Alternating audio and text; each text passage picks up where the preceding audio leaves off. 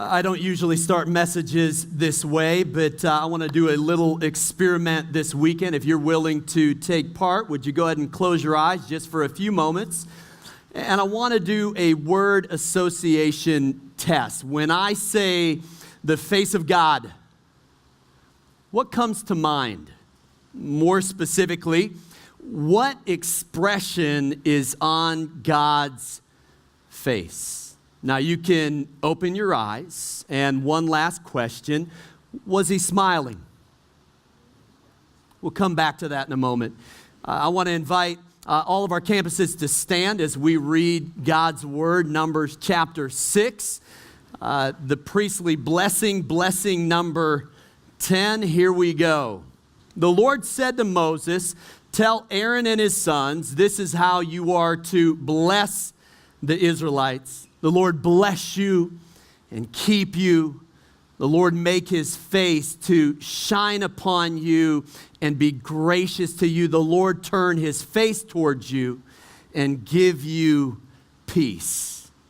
So they will put my name on the Israelites, and I will bless them."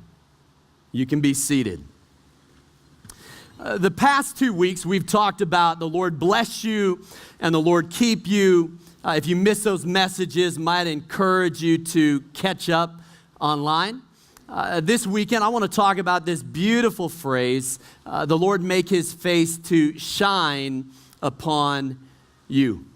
And I want to do something that I've never done. I want to translate this blessing into emoji.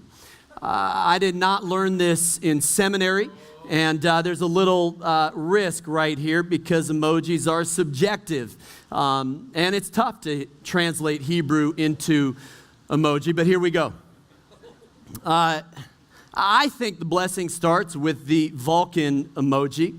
The Jewish priest would form the letter Shin with both hands above their head. As I mentioned week 1, the first letter in the word Shaddai or Shalom. And that's where Leonard Nimoy, who played Spock in the original Star Trek series, got the idea for the Vulcan salute. He grew up in an Orthodox Jewish home, and it was his kind of one-handed blessing, if you will, and his paraphrase was live long and prosper. So Vulcan emoji. The Lord bless you. Now, this is multidimensional, and so let me throw a few out. I think this is smiling face with smiling eyes. Let's start there. That's the blessing of God. He's the God who's for us, the God who is with us. And then, I don't know, I might just add in a thumbs up and a fist bump just to add a little exclamation point. The Lord keep you. Come on, flex bicep right here is what I'm talking about. The Lord make his face to shine upon you. I think this is face throwing a kiss. And in case you care, this one gets texted to my wife quite frequently. And be gracious to you. Winky emoji. The Lord turn his face towards you. Smiling face with heart-shaped eyes and give you peace. And let's just go all in right here. I'm seeing party popper, hand clap, rainbow cupcake, face with tears of joy. Now, right now, my seminary professors are either rolling over in their grave or rolling over with laughter emoji. Now, we're having a little bit of fun. And it may seem like now I'm taking this blessing a little less seriously, but I would submit that I'm taking it a little bit more seriously because a few moments ago I asked you to close your eyes and I asked you what you saw when you think of the face of God. I want you to know that God is not neutral face emoji, he's not disappointed face, he's not angry face. He's smiling face with smiling eyes. A.W. Tozer said, what comes to mind when you think about God is the most important thing about you. So if God was texting us, and he has texted us, it's called the Bible, we'd find a ton of smiling faces with smiling eyes. Why? Because you're the apple of his eye. He can't take his eyes off of you. And he smiles on you all the time. In 2 weeks' time, we'll have our baptism by the bay. I want you to know when we huddle up with baptism candidates as they go public with their faith, I have one prayer that I prayed for years. And I say this to everybody who's taken that step of faith, taken that step of obedience. I say, I hope that you can see and feel and know that God is smiling on you. Do you remember when Jesus was baptized? The Father said, "This is my beloved Son in whom I am well pleased." Come on. He said that with a smile on his face. And when we act in obedience and in faith, we put a smile on God's face. I want to put a smile on God's face. May the Lord make his face shine upon us. Now, I want to focus on shine, but before we get there, there are two lines of this blessing that talk about the face of God. It's the Hebrew word panim, and it's one of my favorite words. It's a plural word, and so it's multidimensional. Stick with me here.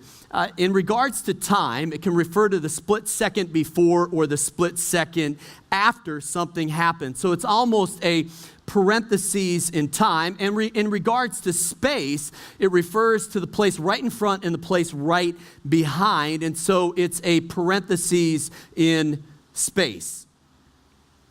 To put it in scientific terms, the shortest possible time is 5.4 times 10 to the negative 44th power. Any shorter than that, and quantum mechanics can't tell if something is simultaneous or not.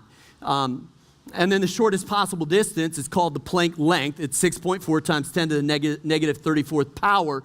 Anything shorter, and quantum mechanics can't tell the difference between here and there. Here's what I'm getting at. God is 5.4 times 10 to the negative 44th power before and after. God is 6.4 times 10 to the negative 34th power ahead and behind. He is the God who is all around us all the time. Right before, right after, right ahead, right behind. Now, I like how A.W. Tozer said it. God is above, but he's not pushed up. He's beneath, but he's not pressed down. He's outside, but he's not excluded. He's inside, but he's not confined. God is above all things, presiding, beneath all things, sustaining, outside all things, embracing, and inside all things, filling. That is the immanence of God. That's the face of God. The psalmist said it this way: "You hem me in behind and before." Now, every time I hear that verse, Psalm 139:5, I have a little flashback.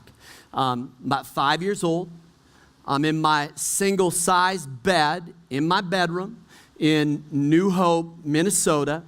And our family had a little tradition at night, kind of like the Walton family. If you're old enough to remember that, they'd say goodnight to each other. And so lights out, and I'd say goodnight, Mom, goodnight, Dad, goodnight, Don.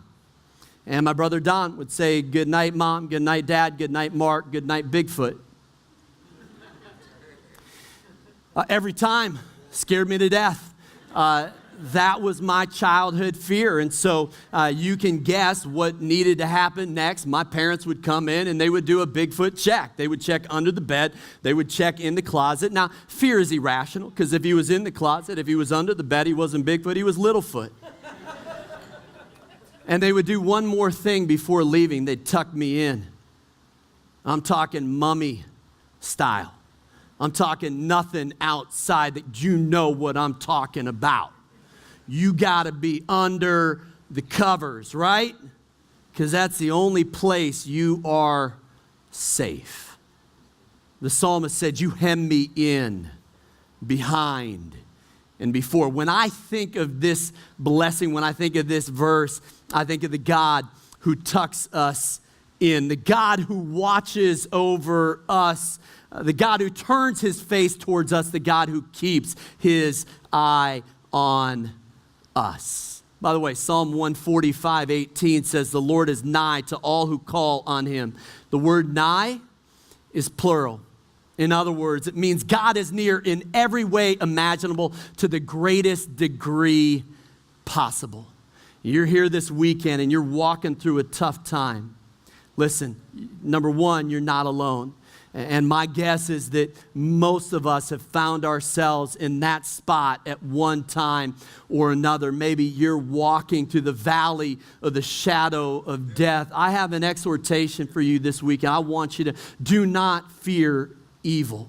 His rod and his staff, they will comfort you. He is preparing a table in the presence of your enemies. Listen, he is the God who will comfort you. He is the God who will anoint your head with oil, and his goodness and his mercy will follow you all the days of your life. I know you might be in a spot right now where there is no evidence of God's faithfulness, where you wonder, where is God? Have you ever gotten up on a cloudy day and wondered, where is the sun? No, it's still shining. The sun is still shining, but there's cloud cover. And sometimes I love it when I take off on a plane, overcast day, and you break through. Oh, yep, the sun is still shining. Listen, this too shall pass. Jesus said, in this world you will have trouble, but take heart. I have overcome the world. He's the God who is for us, the God who is with us. And I know from personal experience, sometimes the most spiritual thing you can do is hang in there. You hang in there. The Lord make his face to shine upon us. Let's talk about this word shine this weekend. In 10 days' time, I will check off life goal number 109 from my life goal list. I'll get up around 3 a.m. and I'll begin hiking to the top of Cadillac Mountain, where in Acadia National Park, and I'll watch the sunrise. Now, why wouldn't I do it during the day? Because it's the highest peak on the eastern seaboard within 25 miles of the ocean, and it's one of 3 places that stakes claim to this unique privilege, and that is, if you see the sunrise there first, you're the first person in America to see the sunrise. And I thought a long time ago, at least one day in my life, I've got to be the first person to see the sun rise. It's going to be fun. If you follow me on Instagram, there will be a sunrise picture that day. Can pretty much guarantee it. I've seen some amazing sunrises over the years. Again, I love seeing a sunrise on an early morning flight at 30,000 feet. I remember the first time I visited Colorado, we flew in at night to Denver Airport, and then we drove to Frisco. And so we saw the shadow of mountains, but I'd never seen them in the flesh. And the next morning I woke up and saw the sunrise over those summits. It was just spectacular. And at the top of the list, no doubt, was the 2-day hike from rim to rim across the Grand Canyon. Got up at Phantom Ranch. When you're in the base of the canyon, the sun comes up and it begins to paint the canyon walls in pinks and purples and oranges. I'm not sure that you've even seen the sunrise until you've seen the sunrise in the Grand Canyon. If Crayola asked me to name a crayon, I'd probably do the Grand Canyon Purple Pink Surprise. It's unbelievable. The word shine is the Hebrew word ya'er.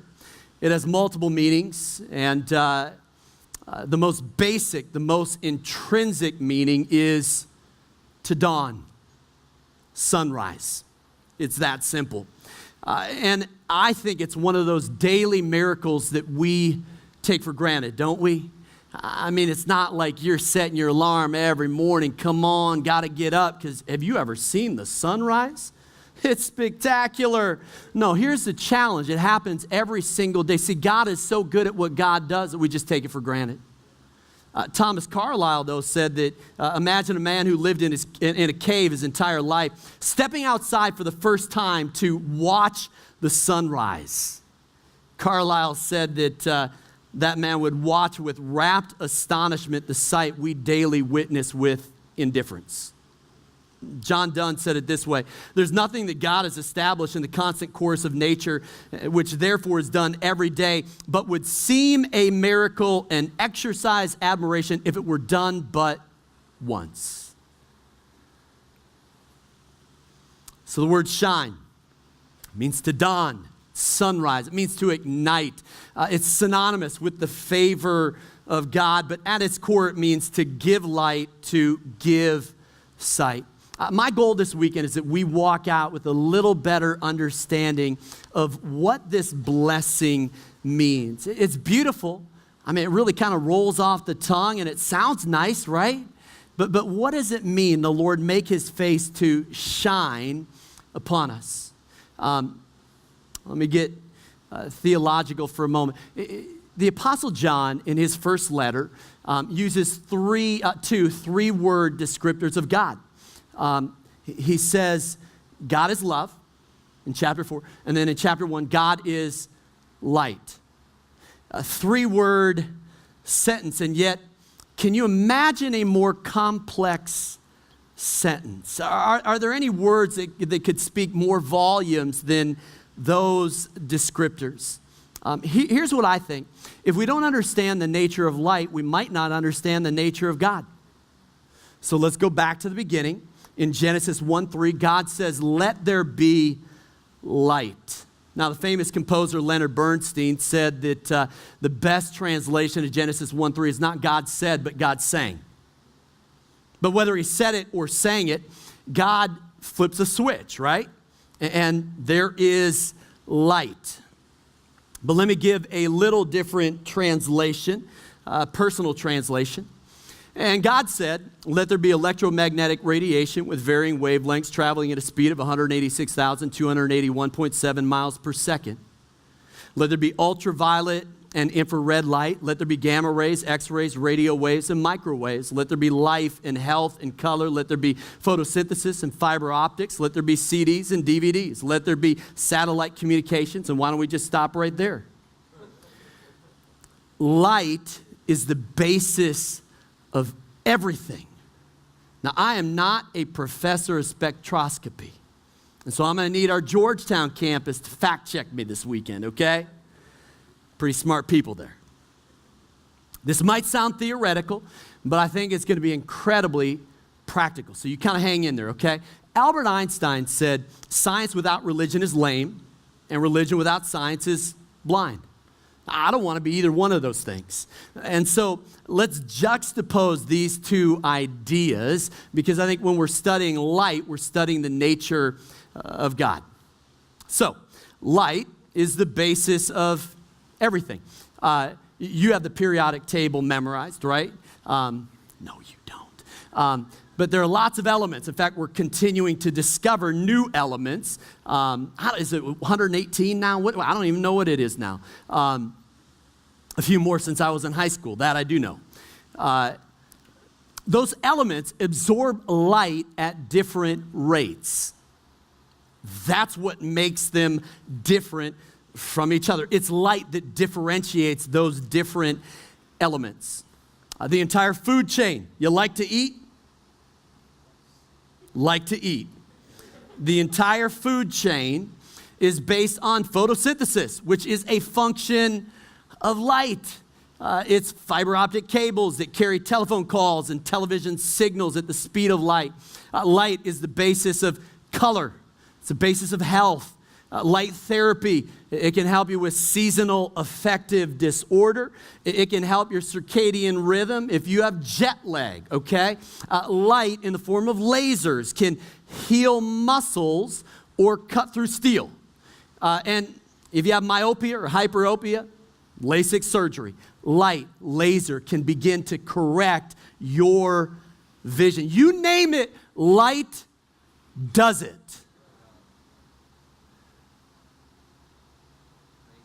The Lord make his face shine on you. Is it possible that there is more to this blessing than meets the eye? Light's the basis of time. If you hit cadmium with light, it emits what's called the cadmium red line. It's the basis for the atomic clock. Light is the basis by which we measure whether you're surveying a landscape or building a cityscape. It's lasers that ensure accurate measurement. And of course, we measure space in light years. Now, the miraculous thing, the mysterious thing about light is that it has no volume and no mass except in the quantum realm. And of course, nothing is faster than the speed of light. Go ahead and snap your fingers. In the time it took to do that, light circumnavigated the globe 6 times. It's fast. Here's my point. We see such a thin slice of reality. We are only able to perceive with the human eye light between 0.4 microns and 0.7 microns. Anything, so the color red is the longest wavelength at 0.7 microns. Anything longer is infrared. And then violet is the shortest wavelength at 0.4 microns, and anything shorter is ultraviolet. But once you get outside that visible spectrum of light begins to do amazing things. Some, which I've talked about. Now, I don't have time to talk about gamma rays or X-rays or even radio waves, but let's talk about microwaves for just a moment. Microwaves can track a moving object via radar. It's what meteorologists use to forecast the weather. It's what air traffic controllers use to land planes. It's what police officers use to bust you and enforce the speed limit. It's microwaves that cook food much quicker than a conventional oven. And if you have the NFL ticket with DirecTV, it's light that corresponds with that satellite dish so that you can watch your favorite team any weekend of the year. Now, within that spectrum of microwaves, there's a frequency of ranges, and I'm almost done. The F band is used for television broadcasting. The L band is used for GPS and military telemetry. The S band is used for weather radar and Bluetooth devices. The X band is used for space communications. And the Q band is used for satellite communications. Again, here's my point. When you think of light, when I think of light, I tend to think of just the light that I can see, this very thin slice of reality from red to violet.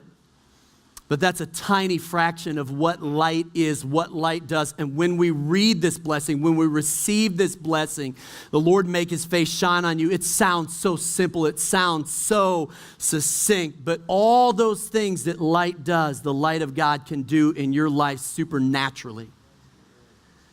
If light is the basis of everything, then this blessing is the blessing. It's an infrared blessing. It's an ultraviolet blessing. It's a blessing that goes beyond what we can perceive with the naked eye. And that's why the writer of Corinthians said, eye has not seen, ear has not heard, mind has not conceived what God has prepared for you. Perhaps there are blessings and categories that you didn't know exist. He is able to do immeasurably more than all you can ask or imagine. What I'm saying is this blessing is all I need. This blessing is all I want, whether I know it or not. It's all I need, it's all I want, and all I have to do is receive it. I want to challenge you this weekend to receive it. Now, we started in Genesis, let there be light. Let me end in the book of Revelation. It says that there is a new heaven, a new earth, a new Jerusalem, and it says it's shone with the glory of God. Another derivation of that word shine. And it's a perfect reflection. Its brilliance was like that of a very precious jewel, like jasper, clear as crystal. And then it talks about the wall of the New Jerusalem. It begins to throw out all of these different precious stones. From emerald green to blue sapphire to black onyx to ruby red to yellow topaz. It's the colors of the rainbow. And so you begin to picture the beauty of heaven. And then at the very end, it says this: the city does not need the sun or the moon to shine on it. Well, why wouldn't it? I'll tell you why. Because the one who created light in the first place is there. And it says that they will not need the light of a lamp or the light of the sun, for the Lord will give them light. Are you tracking with me? That in the beginning, God said, let there be light, and light is the basis of everything. And then the priests come along and pronounce this blessing. The Lord make his face to shine upon you. And it's the God who created light who begins to shine in our lives, in the darkest places in our lives. And what is it? He begins to bring healing, begins to bring power, begins to communicate, gives us vision, does all of these things that light does. And then you get to the end of the game and we don't need the sun or the moon anymore because God himself is giving us light. So what do we do with this? What do we do with this? Philippians 2:14 says, do everything without complaining or arguing, so that you may become blameless and pure, children of God, without fault in a crooked and depraved generation in which you shine like stars in the universe. How beautiful is this? You get from the old covenant to the new covenant, and God said, I'm going to shine on you, I'm going to bless you. And then it says, we begin to shine like stars in the universe. Now, the word shine here means to reflect. The scientific term is albedo. By the way, there is not going to be a quiz at the end of this message. I really am feeling bad right now because I'm past my pay grade on the science stuff, okay? But the term is albedo. Albedo is a measurement of how much light a celestial body reflects. Anybody notice the night sky this week? I did because I was out of the city and then you can actually see the stars. And I was pretty sure there was something different in the moon, so we Googled it, and I'm pretty sure I saw Mars. In fact, during the month of June, if Google's correct, I think Saturn, Mars, and Jupiter are all visible to the naked eye. And so Mars, we'll just use them as an example, has an albedo of 0.16. In other words, 16% of the light that hits Mars is reflected. Okay? Saturn and Jupiter have an albedo the same, 0.34. So 34% of the light that hits them is reflected. And in case you care, the moon has an albedo of 0.12. Only 12% of the sunlight that hits the moon is reflected. Isn't that amazing? And yet it's still so bright. It's this beautiful night light that God has given to us. What does that have to do with anything? I want to suggest that the goal here spiritually is an albedo of 100% reflectivity of the glory of God in our lives. Let me take some pressure off of us this weekend. This is going to feel so good.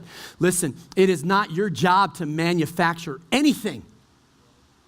Nothing. It's our job to reflect the glory of God, the goodness of God, the joy of God, the love of God, the grace of God, the wisdom of God. As God begins to bless us and move in our lives, all we do is begin to reflect. Listen, Christianity is not about what you can do for God. That's religion. Christianity is about what God has done for you in the person of Jesus Christ on the cross and through the empty tomb. And because of that, because of what God has done for us, then all we have to do is begin to reflect his glory, his goodness. We begin to reflect who he is. Now, I don't want to be carried away here, but I really like this word, bioluminescence. This is fascinating to me because there are new studies that show that we literally, you are bioluminescent. Now, I know we see a firefly, we know they're or a jellyfish, right? But do you know that studies have found that we shine? Now, here's the challenge, that it's 1,000 times weaker than what can be perceived with the naked eye. Are you tracking with me? But there is a shine, and I don't know, that doesn't sound too carried away. I've met people that feels like they glow, right? Or they just have kind of a sparkle in the eye. And then I read about the Transfiguration, and what does it say? It says that Jesus, his face and his clothes were like white, that it must have been 1,000 times greater than what is normal happening on the mountain. I can't totally explain it, but that's because I'm human, okay? And I don't know exactly, but and Moses, when he came down from Mount Sinai, what does it say? It says his face, and I don't know totally what, and the goal isn't here to like get this spiritual tan, okay? And walk around like we're just kind of, glowing or anything like that. The goal is to simply reflect the glory of God. And may God help us do it. I love this verse, 2 Corinthians 3:18. We who with unveiled faces all reflect the Lord's glory are being transformed into his likeness with ever increasing glory, which comes from the Lord. I want to close this weekend with just speaking a blessing over your life. As I prayed for you for this message, I just had a distinct sense in my spirit, and I normally don't do this, that there are many people who have a very dark place in their life that has not seen light in a long, long time. And the effect of that is then there's no growth. It's a part of your life that so desperately needs the love of God and the light of God. And here's what I believe. If you would open up your heart and let God begin to shine, and is it going to be easy? No. But if you would open up your heart and let God begin to shine in that part of your light, I know that God, his light, can begin to bring these miraculous properties that light does. He can begin to work in your life and bring healing and power and do some things in your heart that are pretty unbelievable. And so I want to speak this blessing over you, not the priestly blessing, but Isaiah 60, verse 1. It's a beautiful prophetic word spoken by the prophet Isaiah, and I want you to receive this weekend. In fact, this is my closing prayer. If you want, go ahead and close your eyes and just receive this blessing. Arise and shine, for your light has come, and the glory of the Lord rises upon you. The Lord rises upon you, and his glory appears over you. Listen to this. Nations will come to your light, and kings to the brightness of your dawn. Then you will look and be radiant. Your heart will throb and swell with joy. And everybody said, amen.